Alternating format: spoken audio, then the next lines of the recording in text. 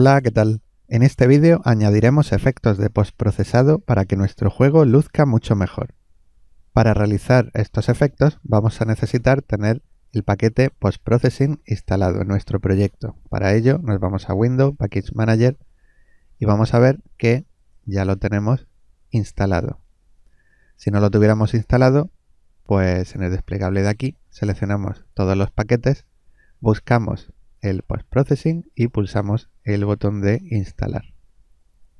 Como estáis siguiendo esta serie de tutoriales, ya lo tendréis que tener instalado. Aquí se ve.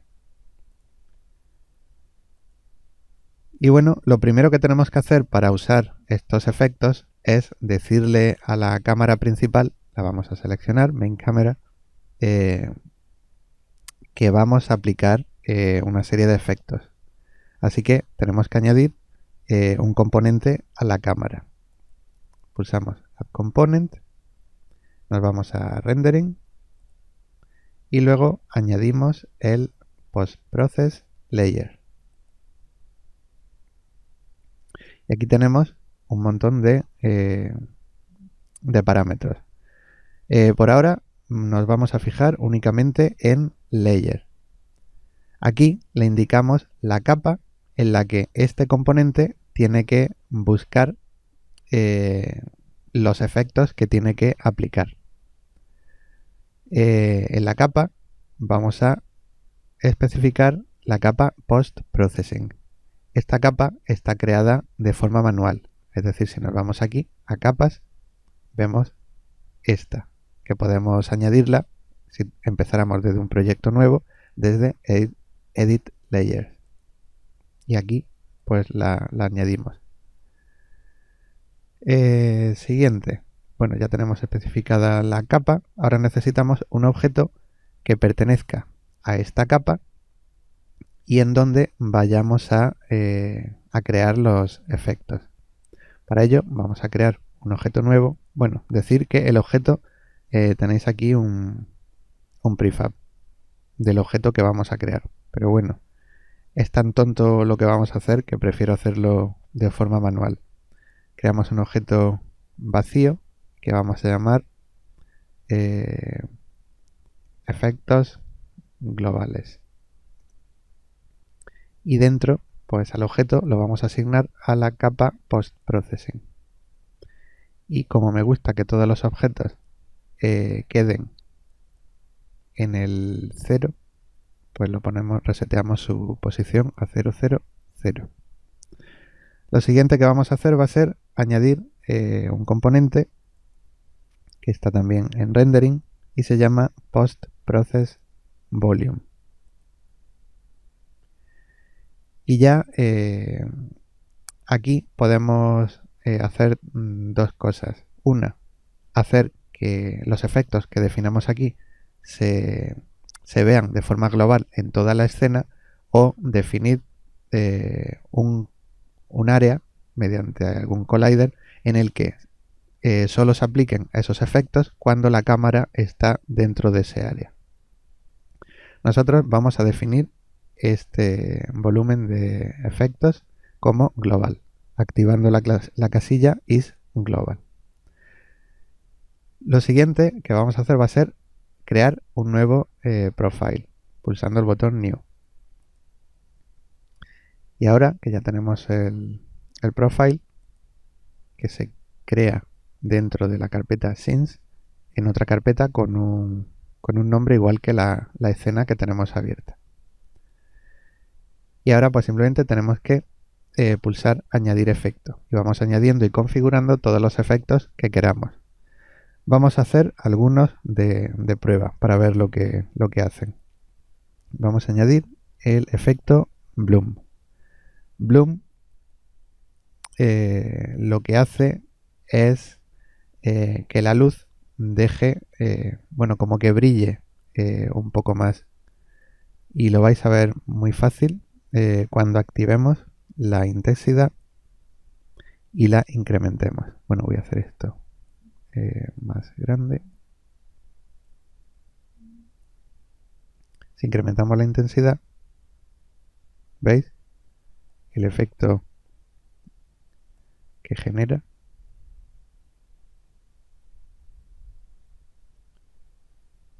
Esto hace que todo lo que brilla en la escena tenga este tipo de aura. Los ojos, el logo de Unity, etcétera. Vamos a dejar esto a un valor más bajo, 5. Podemos incrementar el límite de brillo. Bueno, aquí podemos tocar y ver que ocurren cosas raras. Y es lo que os recomiendo, que activéis y probéis y veáis qué pasa. Y bueno, vamos a dejar esto así. Vamos a añadir otro efecto. Fijaos la diferencia de no tenerlo a tenerlo. Vamos a añadir, por ejemplo, el efecto de color grading, que sería más o menos como si estuviéramos aplicando a la imagen de la escena un filtro de Instagram. Vamos a activar el modo de tone mapping y vamos a poner, tenemos básico, neutral, haces, que es como si fuera un filtro de película en el que los colores se incrementan, el contraste también se incrementa y lo vamos a dejar ahí. Luego vamos a incrementar el brillo en el EV y lo vamos a dejar por ahí, más o menos. Y incluso podemos darle más color incrementando la saturación. Bueno, si la bajamos tendríamos la imagen en blanco y negro. Lo vamos a dejar por aquí. De todas formas, estamos experimentando. Yo os recomiendo que experimentéis también cambiando los valores. Vamos a añadir, por ejemplo, otro efecto. En este caso, por ejemplo, un Chromatic Aberration. Que lo que va a hacer va a ser separar los colores por los extremos de la pantalla. Como siempre, activamos la intensidad para que se aplique. ¿Veis? Cuanto más exagerado, mejor se ve el efecto que ocurre. Separa el canal azul del verde del rojo.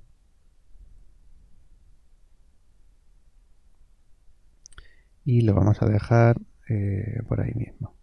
Bueno, eso está un poco exagerado, así. Añadir efecto. Pues vamos a añadir otro, por ejemplo, viñeta. Que lo que hace es añadir como una sombra en las esquinas. Vamos a activar la intensidad y vamos a ver, ¿veis? Que es como una especie de círculo que se va cerrando y si lo abrimos se queda esa sombra más o menos por las esquinas. Lo vamos a dejar así. Luego también, por ejemplo, tenemos otros efectos en donde podemos distorsionar la imagen como si estuviera viéndose desde una lente. Vamos a activar igual la intensidad y probamos a ver qué pasa.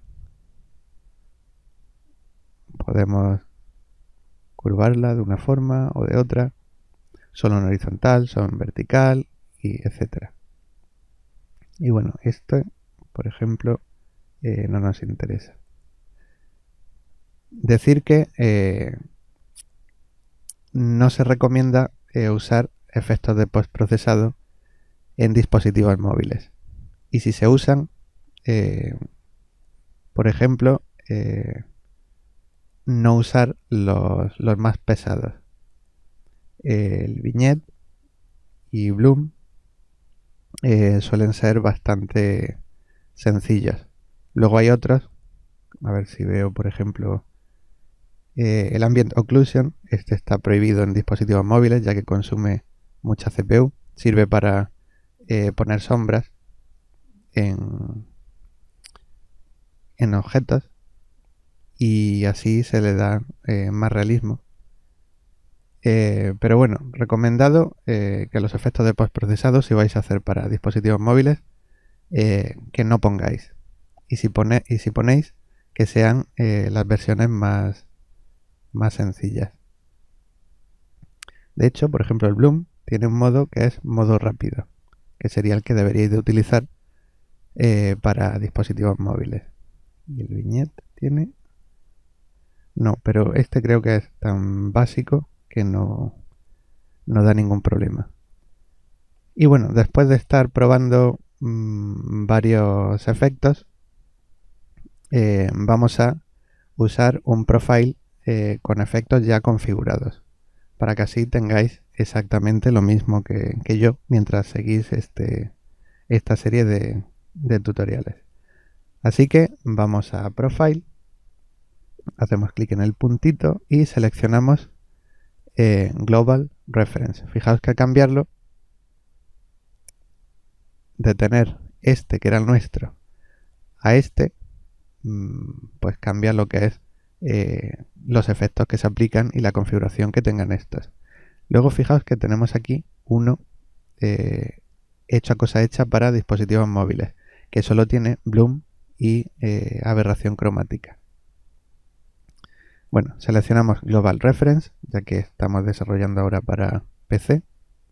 Y si queréis echar un vistazo, aquí tenéis los efectos que se están aplicando y los valores que se están usando. Y bueno, fijaos que al aplicar estos efectos, la escena se ha quedado bastante iluminada. Para bajar la iluminación nos vamos al panel Lighting que abrimos en un vídeo anterior y nos vamos a Ambient Color, y como estamos en modo HDR nos aparecen aquí estos botones para bajar lo que es la intensidad. Hacemos clic en el -1, ¿veis? Y ya el nivel queda más oscuro. Voy a cerrar esto y ahora comentar algo que antes no vimos. No vimos porque la cámara todavía no tenía, voy a activar el inspector, no tenía este componente, así que no podíamos ver los efectos de postprocesado. Voy a iniciar la reproducción y aquí tenemos a nuestro personaje. Ahora estamos viendo los efectos de postprocesado que hemos aplicado, y fijaos lo que ocurre cuando el personaje coge el orbe. A ver si salto. ¿Habéis visto esto que ha ocurrido? A ver si voy al de abajo, bueno, al de arriba, y lo cojo de nuevo. Fijaos. ¿Qué está pasando? Pues está pasando que al cogerlo se está aplicando otros efectos de postprocesado, distintos a los que tenemos nosotros especificados en este objeto. ¿Cómo se hace eso? Pues si nos vamos a la carpeta VFX y nos fijamos en el objeto explosión, que es el que se instancia. Fijaos en el orbe, que es el objeto que se instancia cuando cogemos el orbe. Voy a abrir el prefab.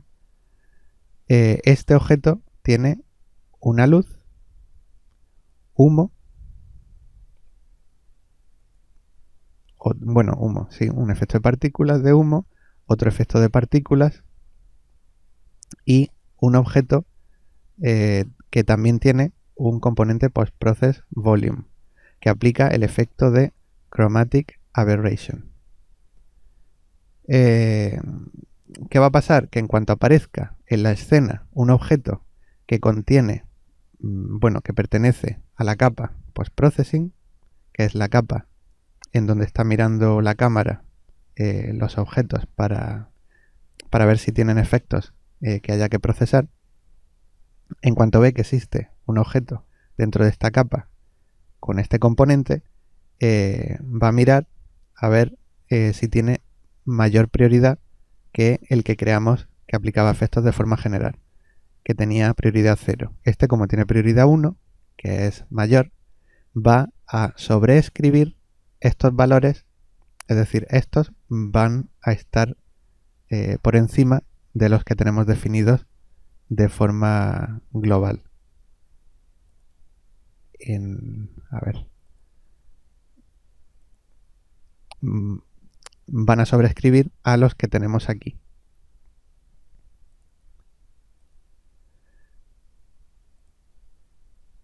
De forma que, como hemos visto, cuando el personaje coge el orbe, se aplica este efecto, que está sobreescribiendo a los otros efectos que definimos en el otro objeto. Y creo que hace una animación bajando el peso de este objeto, bueno, de este componente.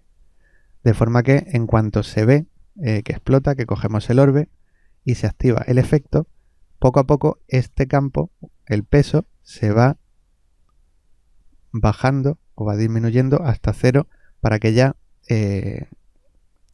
estos efectos de aquí, el Chromatic Aberration, dejen de aplicarse a la escena. Y ya supongo que como es una explosión de un efecto de partículas, en cuanto esta termina, se autodestruye. Bueno, voy a salir. Y básicamente eso es lo que ocurre. Vamos a probarlo de nuevo. En cuanto el jugador toque el orbe se va a instanciar en la escena. Entonces, la cámara, bueno, este componente que está buscando siempre objetos que pertenezcan a esta capa, si aparecen objetos en esta capa, va a mirar que esos objetos que aparezcan tengan este componente, y ya dependiendo de la prioridad que tenga o del peso, para ver cuánto tiene que aplicar de lo que hay aquí, pues se aplica. Y luego, en cuanto se ve el efecto, pues este valor se va animando para que su peso llegue a 0 y ya el efecto deje de verse. Y bueno, pues si lo cogemos, a ver que seleccione, vemos que se aplica el efecto de aberración cromática y luego este va disminuyendo, gracias a que estamos cambiando el peso de 1 progresivamente hasta 0. Y bueno, creo que con esto ya os habré cansado lo suficiente.